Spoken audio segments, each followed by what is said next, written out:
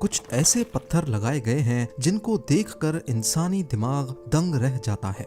एक एक पत्थर का वजन 3 ब्लू व्हेल्स जितना वजनी है और हैरत अंगेज तौर पे इनको बड़ी महारत से वन पीस में ना सिर्फ काटा गया बल्कि 1.5 किलोमीटर दूर से ट्रांसपोर्ट भी किया गया, वो भी हजारों साल पहले।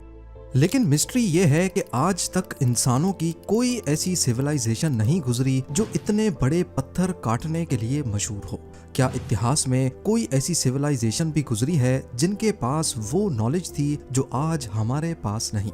इन पत्थरों की जांच पड़ताल के लिए जर्मन आर्कियोलॉजिस्ट की एक टीम ने पत्थर की उस कान पर एक्सकवेशंस करना शुरू की जहां से ये पत्थर लाए गए थे। वहां आज भी एक इनकम्प्लीट पत्थर मौजूद है जिसका वजन 1200 टन बताया जाता है, यानी करीब 4 बोइंग 747 जितना। यहाँ खुदाई करने के बाद आर्कियोलॉजिस्ट को जमीन के अंदर कुछ ऐसे सबूत मिले जिन पर यकीन लाना काफी मुश्किल है। ज़ेम टीवी की वीडियोस में एक बार फिर से खुशामदीद। नाजरीन, लेबनान की बिका वैली के ईस्ट में बालबेक नामी शहर है जहां रोमन एम्पायर के कुछ खंडरात को दुनिया भर से लोग देखने आते हैं। पर मजे की बात यह है कि ऊपर से दिखने वाले ये खंडरात बने तो रोमन एम्पायर के दौर में थे, लेकिन इसके नीचे आर्कियोलॉजिस्ट को कुछ ऐसे सबूत मिले हैं जिनका रोमन एम्पायर के साथ कोई कनेक्शन नहीं है, कम से कम अभी तक तो नहीं। यहाँ एंशियंट रोमन्स का बनाया गया एक मंदिर है जिसे टेम्पल ऑफ जुपिटर कहा जाता है। ये मंदिर आज भी रोमन एम्पायर के आर्किटेक्चर और उनके हुनर की आला तरीन मिसाल है।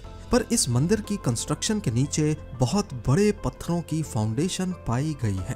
पहले तो ये समझा जाता था कि शायद ये वन पीस में नहीं है बल्कि छोटे छोटे पत्थरों को बड़ी महारत से ऐसे जोड़ा गया कि ये एक ही लगे, लेकिन मुख्तलिफ टेस्ट्स करने के बाद ये बात कंफर्म हो गई कि ये कुछ और नहीं बल्कि एक ही जायंट पत्थर है। ये पत्थर, जिन्हें बाद में ट्रिलिथॉन्स का नाम दिया गया, एक एक की लंबाई 62 फीट, ऊंचाई 14 फीट और 12 फीट मोटे हैं। हैरत अंगेज तौर पे सिर्फ एक पत्थर का वजन 900 टन है। इतने बड़े पत्थर को एक्यूरेट ब्लॉक में काटना और उसको 30 फीट ऊपर उठाकर रखना इंसानी इतिहास में शायद पहली बार किया गया था। इन पत्थरों की साइज और वजन का अंदाजा लगाना हो तो एक एक पत्थर 9 लाख केजी का है, यानी दुनिया के सबसे भारी जहाज एंटोनोव AN-225 मिरिया से भी 1.5 गुना ज्यादा भारी। और पिरामिड ऑफ गीजा की कंस्ट्रक्शन में इस्तेमाल होने वाले सबसे बड़े पत्थरों से भी 10 टाइम्स बड़ा। इनके इतने बड़े साइज के बावजूद इन पत्थरों को किसी न किसी तरह कान से यहाँ तक ट्रांसपोर्ट किया गया, जो यहाँ से करीब 1.5 किलोमीटर दूर है, और फिर हेलियोपोलिस कॉम्प्लेक्स के 400 टन के ब्लॉक्स के ऊपर रखा गया, जिसके ऊपर बाद में कॉम्प्लेक्स की दीवारों को छोटे छोटे ब्लॉक्स रख कर खड़ा किया गया। जिस एक्यूरेसी से इन पत्थरों को काट कर जोड़ा गया वो वाकई काफी गैर मामूली काम है, खास तौर पर उस दौर के लिए जब मॉडर्न मशीनरी का तस्वुर करना भी मुश्किल था, क्योंकि इनके बीच में कागज जितना फासला भी नहीं है। रोमन स्ट्रक्चर्स में देखा जाए तो उनका फोकस खूबसूरती पे होता था, वो अपनी कंस्ट्रक्शन स्किल्स दुनिया को दिखाना चाहते थे। लेकिन इसके बरक्स ट्रिलिथॉन्स को दिखाने के लिए नहीं बल्कि दफनाने के लिए यहाँ रखा गया था, क्योंकि फाउंडेशन का ये हिस्सा पहले जमीन के अंदर दफन था। ये देखने के बाद जहन में एक सवाल आता है कि कोई सिविलाइजेशन अगर इतना बड़ा कारनामा अंजाम देती है तो वो उसको छुपाएगी ही क्यों? एंशियंट रोमन्स, जो अपनी हर स्किल का रिकॉर्ड रखने के लिए मशहूर जाने जाते हैं, इन ट्रिलिथॉन्स को कान से लेकर आने और इसको उठाने के बारे में रोमन डॉक्यूमेंट्स में इसका कहीं भी जिक्र क्यों नहीं है? इससे जाहिर होता है कि इस साइट की कंस्ट्रक्शन पूरी तरह एंशियंट रोमन्स ने नहीं की, बल्कि इन्होंने बनी बनाई फाउंडेशन के ऊपर अपना मंदिर खड़ा किया। इसके अलावा हिस्टोरियंस के मुताबिक रोमन्स के पास जो सबसे बड़ी क्रेन मौजूद थी वो सिर्फ 60 टन का वजन उठा सकती थी, जिसकी वजह से ये इंतहाई नामुमकिन है कि वो इन 900 टन वजनी पत्थर को उठा सके। और रोमन्स जिन पत्थरों को भी क्रेन से उठाते उसके बीच में वो एक खास शक्ल का सुराख करते थे जिसे लुइस होल्स कहते हैं, पर ऐसे कोई सुराख हमें ट्रिलिथॉन्स में नहीं मिलते। अगर रोमन्स की कॉमन इंजीनियरिंग टेक्निक्स का कोई रिकॉर्ड ट्रिलिथॉन को काटने, उठाने और यहाँ तक लाने के बारे में मौजूद नहीं, तो फिर इतनी महारत से ये काम किसने अंजाम दिया? टेम्पल ऑफ जुपिटर की असल फाउंडेशन आखिर बनाई किसने? टेम्पल ऑफ जुपिटर के दूसरे पत्थर फिनिशिंग के साथ लगे हैं, जबकि ट्रिलिथॉन्स की फिनिशिंग भी नहीं है और इन पर विंड और सैंड इरोजन के असरात वाज़े तौर पे दिखाई देते हैं कि जैसे ये हजारों सालों से यहीं पर पड़े थे। कई हिस्टोरियंस का ख्याल है कि इन सब चीज़ों को नज़र में रखते हुए ट्रिलिथॉन्स रोमन एम्पायर के दौर के नहीं, बल्कि ये 12,000 साल पुराने हैं, यानी रोमन एम्पायर से भी 10,000 साल पहले। जो काम आज के मॉडर्न दौर में करना भी नामुमकिन समझा जाता है, वो उस वक्त आखिर किस सिविलाइजेशन ने और कैसे किया? ये एक ऐसा राज है जिसके बारे में आर्कियोलॉजिस्ट्स अभी तक कुछ नहीं बता सके। बालबेक में सिर्फ यही ट्रिलिथॉन्स नहीं है जो इंसानी दिमाग को चकरा कर रख दें। टेम्पल ऑफ जुपिटर के कंपाउंड में कई मकामात पे इस तरह के बड़े बड़े पत्थर देखे जा सकते हैं।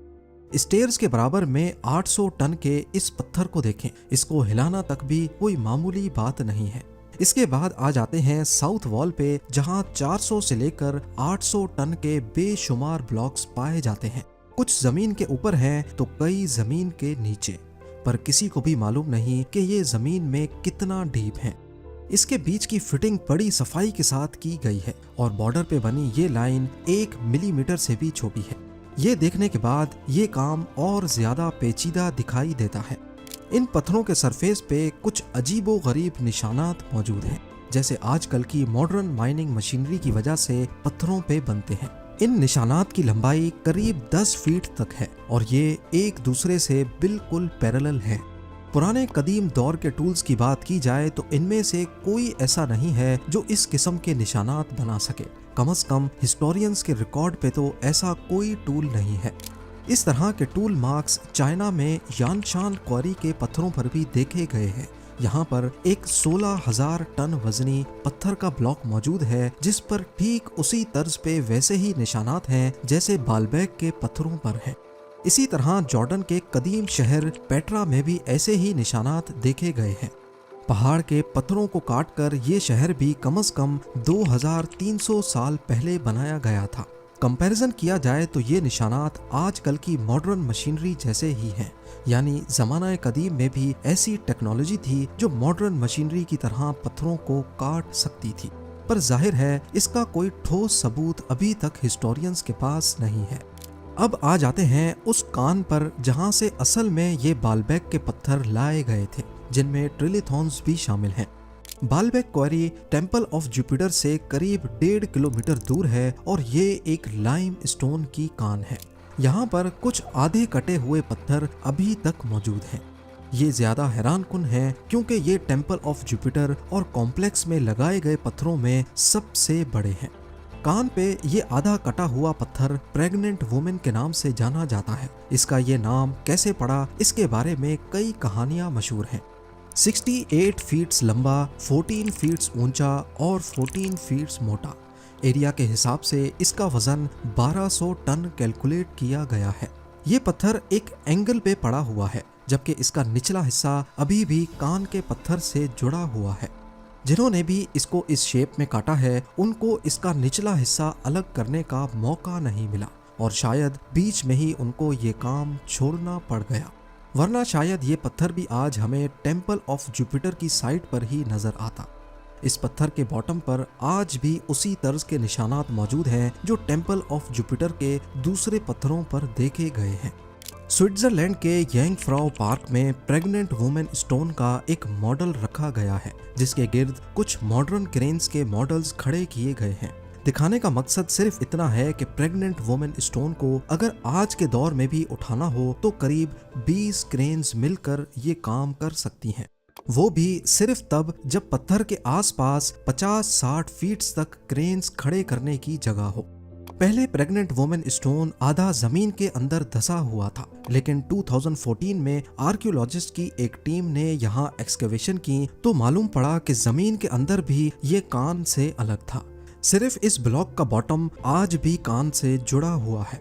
यानी हजारों सालों तक ऐसे ही पड़े रहने की वजह से मिट्टी की लेयर ने इसे जमीन के अंदर धंसा दिया था। साइंसदानों का मानना है कि मिट्टी की लेयर का सिर्फ 1 इंच तकरीबन 80 से 100 सालों के दरमियान जमा होता है। प्रेग्नेंट वुमेन स्टोन की पुरानी पिक्चर्स में देखा जाए तो तकरीबन ये 10 फीट तक अंदर धंसा हुआ है, यानी 120 इंच। लिहाजा अगर 1 इंच 80 साल के बराबर है तो 120 इंच जमा होने में 9600 साल लगेंगे, लगभग 10,000 साल। इतना पहले स्टोन एज में इंसान इतने चैलेंजिंग टास्क करने के काबिल थे, ये